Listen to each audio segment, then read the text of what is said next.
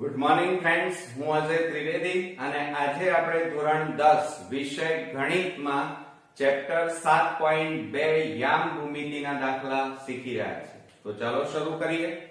મિત્રો, આજે આપણે 8મા નંબરનો એક્ઝામ્પલ જોઈશું અને એની અંદર જુઓ આપણને અહીંયા રકમ આપેલી છે કે બિંદુઓ 7, 5 અને -2, -1 ને જોડતા રેખાખંડના ત્રિભાગ. અહીંયા જો આ શબ્દ ધ્યાન રાખજો, ત્રિભાગ બિંદુઓના યામ શોધો.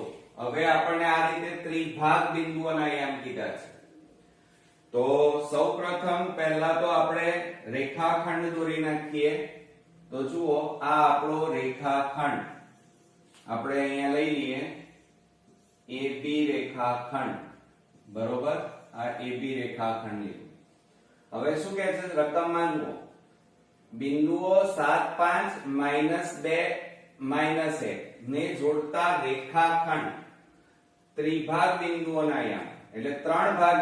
ત્રિભાગ એટલે ત્રણ ભાગમાં રેખાખંડને વહેંચવાનો છે. તો જુઓ, આ 1 અને જુઓ એટલે આ રીતે આ 1, 2 અને 3 ભાગમાં વહેંચાઈ ગયો રેખાખંડ.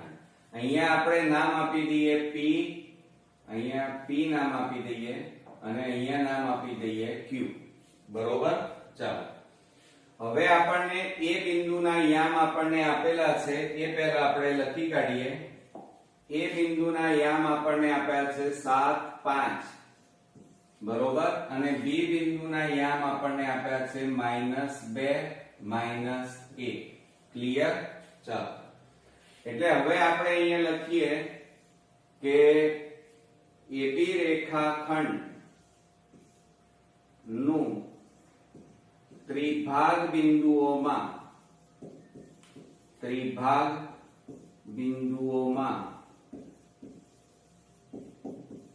વિભાજન કરતા બિંદુઓ કયા કયા છે આપણી પાસે? P અને Q છે. P અને Q છે. બરોબર. હવે મિત્રો જુઓ, A ના યામ કેટલા છે? 7, 5 અને B ના યામ કેટલા છે? -2, -1. બરોબર. હવે આપણે અહીંયા સૌપ્રથમ આપણે P બિંદુના યામ આપણે શોધી કાઢીએ. બરોબર. તો હવે શું થાય જુઓ, આ Q બિંદુ છે કે નહીં એમ તમે માની લો. તો દાખલા તરીકે આ બાજુ એક ટુકડો તૈયાર થાય. જુઓ, હું અહીંયા દોરી નાખું, કાચી આકૃતિ દોરીને સમજાવું. તો આ A અને આ B, અને અત્યારે હાલ ફક્ત તમારી પાસે P બિંદુ છે એમ વિચારો. તો P બાજુ કેટલા છે? એક જ ટુકડો, અને આ બાજુ કેટલા ટુકડા ભેગા થાય? 1 અને 2. આ રીતે 1:2. એટલે એનો મતલબ કે આ M1 કહેવાય અને આ શું આવે? M2 આવે. તો એનો મતલબ મિત્રો એ થયો કે આપણી પાસે અહીંયા M1 જેમ M2 બરાબર કેટલા મળ્યા કહેવાય? 1:2 મળ્યા એમ કહેવાય. બરોબર, એટલે M1 1 અને M2 બરાબર 2 થાય. હવે આપણે અત્યારે વચ્ચે કયું બિંદુ લીધું? P બિંદુ. તો અહીંયા આપણે લખીએ P બિંદુના યામ. P બિંદુના યામ અને એનું સૂત્ર લખીએ કૌંસમાં M1 x2 વત્તા M2 x1 અને છેદમાં M1 વત્તા M2. એ જ રીતે આપણે y અક્ષ માટે લઈએ તો M1 y2 અને વત્તા M2 y1 અને છેદમાં M1 પ્લસ M2. આ સૂત્ર ખાસ યાદ રાખજો. બરોબર, આપણે એને બોક્સ બનાવી દઈએ. પરીક્ષાની અંદર આ રીતે મિત્રો બોક્સ બનાવી દેવાનું સૂત્રને.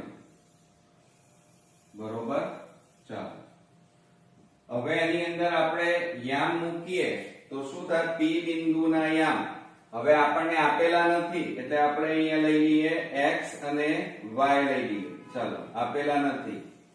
m1 એટલે અહીંયા જુઓ કેટલા છે 1 કૌંસમાં x2. હવે જો આ x1 y1 અને આ શું લેવાનું x2 y2 લેવાના બરોબર. તો હવે જુઓ x2 કીધા છે x2 કેટલા છે -2 વત્તા m2 એટલે 2 અને x1 એટલે 7 અને છેદમાં m1 m2 એટલે 1 વત્તા 2 થાય. એ જ રીતે m1 એટલે 1 થાય બરોબર. અને y2 બરાબર -1 પ્લસ m2 બરાબર કેટલા છે 2 અને y1 તો y1 અહીંયા જો આ રહ્યા y1 આપણી પાસે 5 અને નીચે શું આપેલું છે m1 m2 એટલે 1 વત્તા 2. ચાલો હવે એની અંદર આપણે કિંમતો મૂકી દઈએ તો શું થાય xy બરાબર કૌંસમાં હવે આ બેનો ગુણાકાર કરો -2 ગુણ્યા 1 એટલે -2 પછી પ્લસ 2 7 14 થાય અને છેદમાં 2 વત્તા 1 એટલે 3 અને એ જ રીતે અહીંયા જુઓ આ -1 ગુણ્યા 1 એટલે -1 અને વત્તા 5 દુ કેટલા થાય 10 છેદમાં 2 વત્તા 1 એટલે 3 માટે xy બરાબર કૌંસમાં માઈનસ પ્લસ માઈનસ એટલે બાદબાકી 14 માંથી 2 જાય 14 માંથી 2 જાય તો 12 મોટી સંખ્યા આગળ પ્લસ અને છેદમાં 3 માઈનસ પ્લસ માઈનસ 10 માંથી 1 જાય તો 9 અને છેદમાં 3 મોટી સંખ્યા આગળ પ્લસ. હવે મિત્રો આપણે છેદ ઉડાડી દો. ચાલો છેદ ઉડાડીએ તો 3 4 12 થાય અને 3 તારી 9 થાય બરોબર. તો હવે આપણે અહીંયા લખીએ માટે xy બરાબર કેટલા આવ્યા 4 અને 3 એટલે મિત્રો P બિંદુના યામ આપણને મળી ગયા.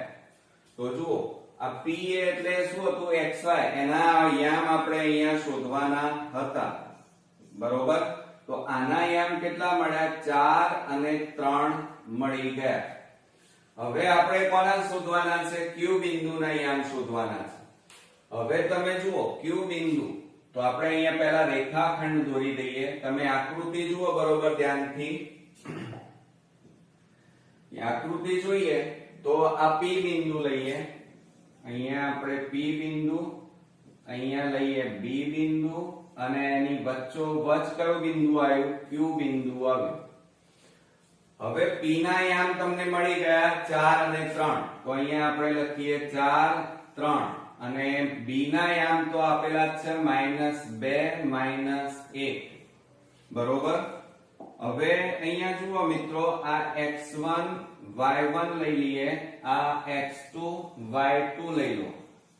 હવે Q એ શું છે PB રેખાખંડનું મધ્ય બિંદુ થાય બરોબર. એટલે આ PQ અને QB એના માપ કેવા થાય સરખા. એટલે આપણે અહીંયા લખીએ કે Q એ PB રેખાખંડનું મધ્ય બિંદુ થાય માટે આપણે Q ના યામ શોધવાના છે. તો આપણે અહીંયા લખીએ Q ના યામ. હવે મધ્ય બિંદુ છે તો મિત્રો એનું સૂત્ર શું થશે જો જ્યારે મધ્ય બિંદુ હોય ત્યારે આ રીતે થાય x1 x2 ભાગ્યા 2 અને y1 y2 ભાગ્યા 2 થાય બરોબર. હવે આ આપણું સૂત્ર મધ્ય બિંદુ માટેનું સૂત્ર તૈયાર થયું.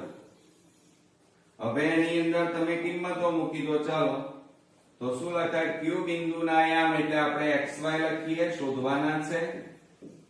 અહીંયા આપણે લખીએ x1 x2. તો જુઓ આ x1 આ x2 એટલે શું થાય 4 -2 અને છેદમાં 2 અને y1 વત્તા y2 એટલે 3 વત્તા -1 ભાગ્યા 2 થાય, બરોબર. માટે xy બરાબર કૌંસમાં 4 આ પ્લસ માઇનસ -2 છેદમાં 2 અહીંયા 3 પ્લસ માઇનસ -1 છેદમાં 2 થાય. ક્લિયર? ચલો હવે આપણે બાદબાકી કરીએ. તો xy બરાબર કૌંસમાં 4 માંથી 2 જાય તો 2 અને અહીંયા 3 માંથી 1 જાય તો 2 છેદમાં 2. હવે મિત્રો અહીંયા છેદ ઉડી જશે, જુઓ તો આ 2 ઉડી ગયા, 2 ઉડી ગયા, બરોબર. તો માટે આપણે અહીંયા બાજુમાં લખીએ, માટે xy બરાબર કેટલા મળ્યા? કશું ના મળ્યું. ચલો આપણને અહીંયા કશું મળ્યું નથી, તો કેટલા મળ્યા?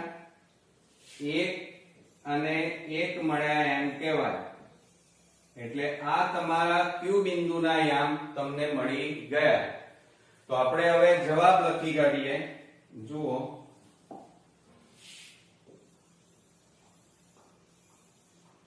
અહીંયા આન્સર કરીને લખીએ કે ત્રિભાગ બિંદુઓના યામ, એમાં આપણે A અને B ના તો આપેલા હતા, શોધવાના કોના હતા? P અને Q ના. તો અહીંયા આપણે લખીએ ત્રિભાગ બિંદુના યામ બરાબર, પહેલા આપણે P ના યામ લખી કાઢીએ કે P બરાબર કેટલા મળ્યા મિત્રો? 4 અને 3 અને Q બિંદુના યામ કેટલા મળ્યા આપણને? 1 1 છે. તો આ રીતે મિત્રો આપણો ફાઇનલી જવાબ આપણને મળી ગયો. પરંતુ આ દાખલા ક્યારે ગણી શકો? જ્યારે તમને આ રીતે વિભાજનનું સૂત્ર પછી મધ્ય બિંદુના સૂત્રો જો તમને આવડતા હોય તો દાખલા ઈઝીલી તમે ગણી શકો. તો આ રીતે આપણો અગત્યનો એક્ઝામ્પલ અહીંયા પૂરો થયો. નેક્સ્ટ વિડીયોમાં નવા એક્ઝામ્પલ સાથે ફરી મળીએ. ત્યાં સુધી ગુડ નાઇટ ફ્રેન્ડ્સ.